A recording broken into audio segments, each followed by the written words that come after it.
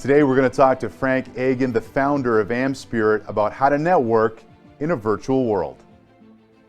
Thanks for joining us today. We are talking to Frank Agan, the thought leader in networking event. And today we're going to talk about networking in a virtual world. Frank, I'm really excited to have this conversation with you. Oh, I am as well. I have this conversation all the time. So this is a great opportunity to share with lots of people. Perfect. So I'm going to jump right into it because everything has changed. We're entering a new normal in every facet of our lives. So how do I network today? And I'll throw a second question right off the hop. How do I use social media to network today? Yeah, it's interesting that these sorts of questions come up all the time, and we'll pick on LinkedIn because that's kind of the biggie as far as professionals go. Fair enough. But yeah, I have gotten this question: what will LinkedIn do to networking? And my response is nothing. It won't really change the way we network. And so let me explain. Really what networking is about building relationships. And building relationships is stitched together by getting people to know us, like us, and trust us. And that has been with us for eons. We started in caves. Now we've got man caves, but that know, like, and trust is still with us, right? And so let's kind of go back in time, and not all the way back in time, the caveman time, but let's go back to the 17 and 1800s. We built a pretty civilized world, and there was no electricity, there was no telephone, there was no nothing. We networked with those we knew, liked, and trust. We developed relationships. We helped people. We built a society. What happened when the telephone came along? Well, things didn't change. The telephone's been around a long time. Things didn't necessarily change from a know, like, and trust standpoint, but what did change was our ability. So rather than you and I having to meet down at the watering hole to have a conversation, I could give you a call up. I could call you. So that allowed us to communicate further, farther, quicker, but you still had to get to know me, to like me, and trust me. Same thing with LinkedIn, right? We have LinkedIn now. You still got to get to know, like, and trust me. It's a tool. It doesn't change networking, though. It doesn't change know, like, and trust. Okay. So if it's still about building relationships, what's so great about social media compared to traditional networking? Well, it really has to do with three aspects of scale. Let me start by saying this. I tell people to look at LinkedIn because I'm a big advocate for LinkedIn. I'm a big advocate for social media. I'm not putting it down. I'm just saying it's a tool and it's not going to change how we develop relationships. But what I tell people is all LinkedIn is a business after hours. It's a gathering of people. But there are a couple exceptions, or there's some differentiators there. And that's where we talk about the three aspects of scale. When you go to a local networking event, and most of them have been to these, or whatever, business after hours, there might be 200 or 300 people there, and that's great. You get on LinkedIn, and there's 500 million people on LinkedIn. So there's a tremendous, and those 500 million people are not from a local area; they're from all over the world. So there's a tremendous scale of numbers on LinkedIn that you can take advantage of. That's the first aspect of scale. The second aspect has to do with time. Now, if you go to a local networking event, and there's one I'm partial to in Columbus, Ohio, it's generally once a month, Friday mornings, 7:00. Well, if I'm out of town, I miss it. There's nothing I can do. Right. I got to wait till next month. With LinkedIn's going 24 hours a day, 7 days a week, 365 days a year. The big game's on, people are on LinkedIn. You can't sleep in the middle of the night, people are on LinkedIn. Or they may not be on there, but you can certainly put things on there. Christmas Day, Thanksgiving Day, name a major holiday, people are on LinkedIn. So there's a tremendous scale of time with respect to LinkedIn. The third thing has to do with information. And on LinkedIn, or I guess in the real world, let's say you walk into that networking event. I walk into that networking event and there's somebody there in a suit and tie, a guy or a woman dressed up. Now, I don't know anything about that person. They could be a corporate executive. They could be someone in transition. They could be somewhere in between. I have no idea. And if I'm looking to meet attorneys in the real world, I'm I'm really have to rely on referrals, people making introductions to attorneys, or I need to just a lot of trial and error. Go up to somebody in a suit. Are you an attorney? Are you an attorney? Trying to meet attorneys. On LinkedIn, I get all that information ahead of time. So if I'm looking to meet attorneys in the local area, I can do a search and figure out who they are and contact them. So that's the third aspect. It's just the amount of information on LinkedIn is just tremendous. So you're basically approaching social media as the real world. You just have the advantage of the extra information, which is good stuff.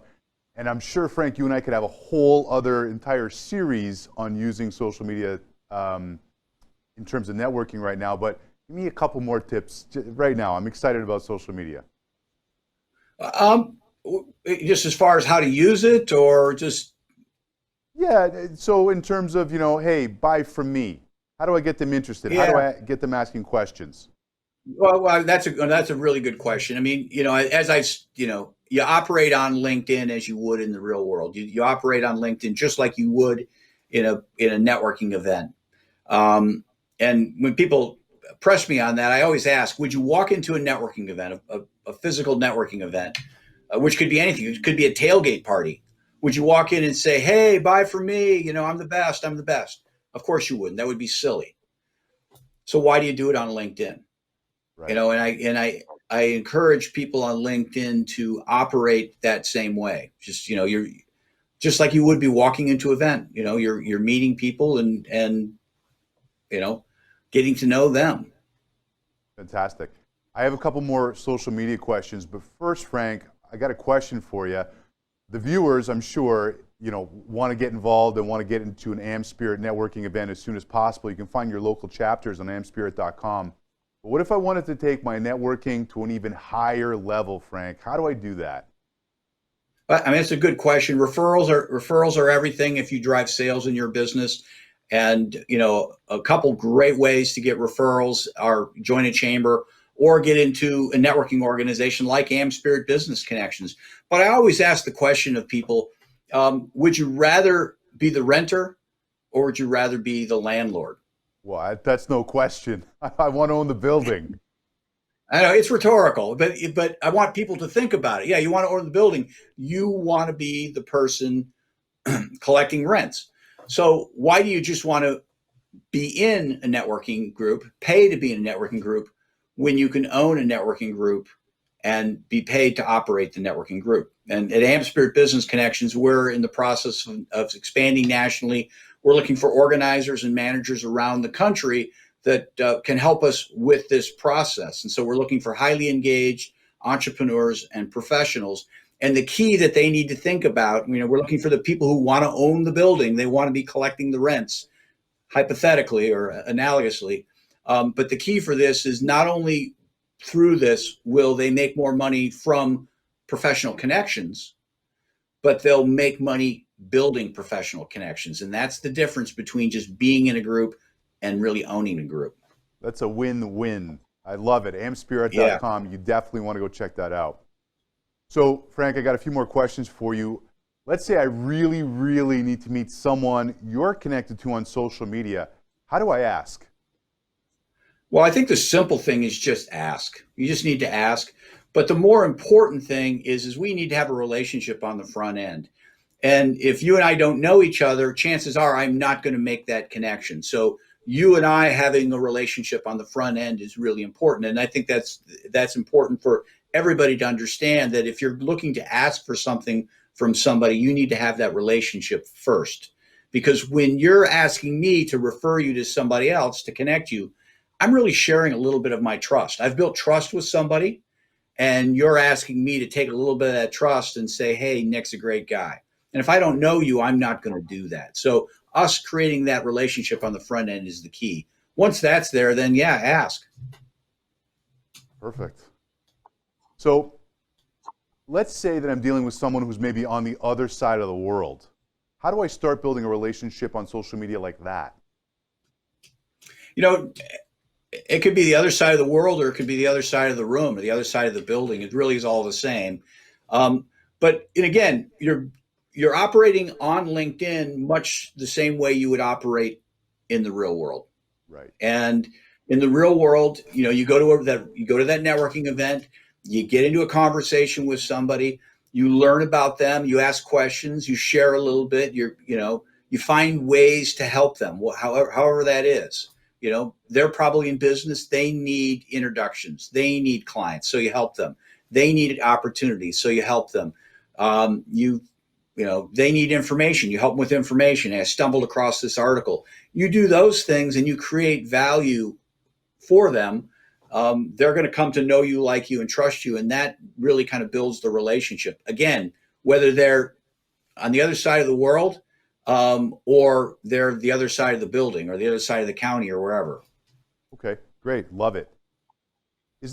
Are there different levels of referrals or introductions?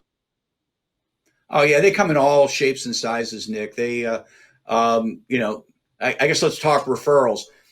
When we talk about this in AmSpirit all the time, there are referrals out there that will make your day, make your year, or anything in between, quarter, month, whatever, week. And those are great. And then there are, ho-hum referrals that you kind of see every day, and then there are referrals that you're not excited about them necessarily, but you're willing to do them because those little things will turn into bigger things. So it kind of runs the gamut. But beyond that, there's all sorts of, there's referrals into opportunities to give you an opportunity to speak or do a podcast. But introductions, it's kind of the same thing. Sometimes I'm introduced to somebody, and quite frankly, it's a total gift.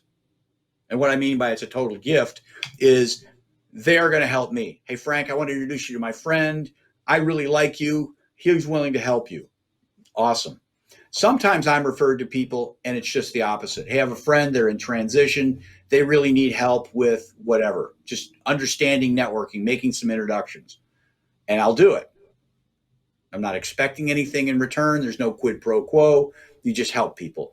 But a lot of the introductions out there are just people where it's not obvious how one party can help the other, but it's just a great opportunity to get acquainted. And it's kind of like putting a puzzle together. Sometimes the pieces make a lot of sense, and sometimes you kind of have to put that piece aside and say, okay, I know they're there. It'll fit somewhere. I just don't know yet. So those introductions are great as well. How can I be a great connector of people to others or help refer people to the right people? How do I get better, Frank? It's really a matter of intentionality. It's really a matter of intentionality. What I mean by that, let's use sales as an example. You never make sales just going in the office and sitting and waiting. You've got to be intentional. You got to intentionally go get a list.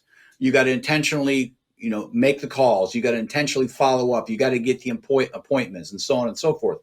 And it's the same thing with respect to networking. You've got to be intentional about it. And what I mean by being intentional is, and this is what I do is I will sit down with my database, my so-called Rolodex. I use Outlook. Everyone uses different things. Everyone has different contact managers. And I'll look through and say, okay, who are two people? Or here are two clients.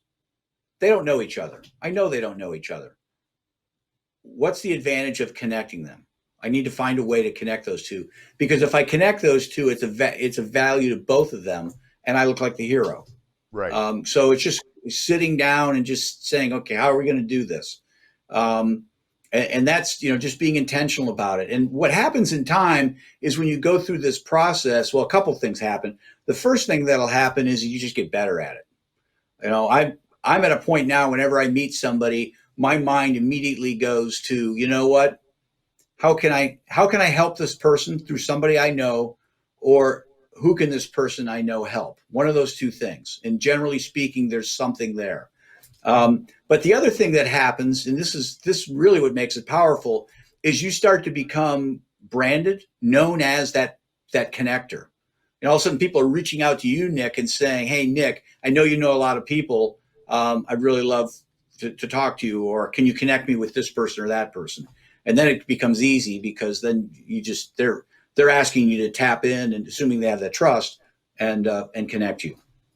Fantastic. Got another LinkedIn question for you. When I'm adding someone I haven't met, should I add a customized note? Well, you don't have to, but again, we network on LinkedIn the same way we do in the real world. So you want to make it as personal as possible. Right. I am generally prone to do that. In rare exception will I send out one without a note. And generally that note is something where I've looked at their profile and I can relate that information back to them. For example, hey, I see you went to state. I went to state as well. Would love to connect with you. Or I see you're into podcasting. I would love to connect with you. Maybe we can share ideas or help one another with challenges.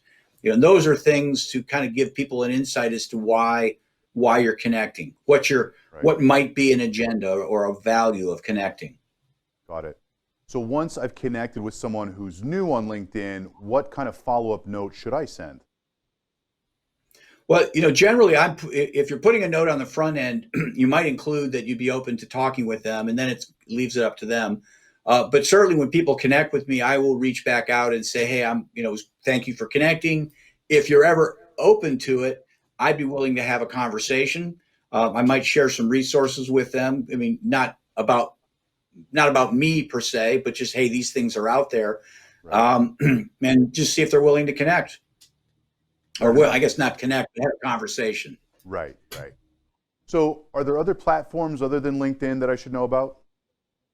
Yeah, there are lots. And, what you might be interested, others might not be interested in. I know there's one out there that it's called Slated. It deals with producers, screenwriters, and actors. For me, that's not a lot of interest, but I know it's there. There's one out of what doesn't matter where it's out of. It's called Treble, and it's really about connecting people. And then there's another one called Give a Toss, which is a lot about. It was developed by people at University of Michigan and the Wharton School of Business out of University of Pennsylvania, and it's a lot about asking for help and giving help.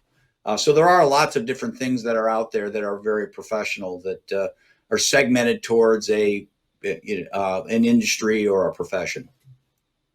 Like I said when we started this conversation, Frank, you're a thought leader in the networking space, and you proved it again today.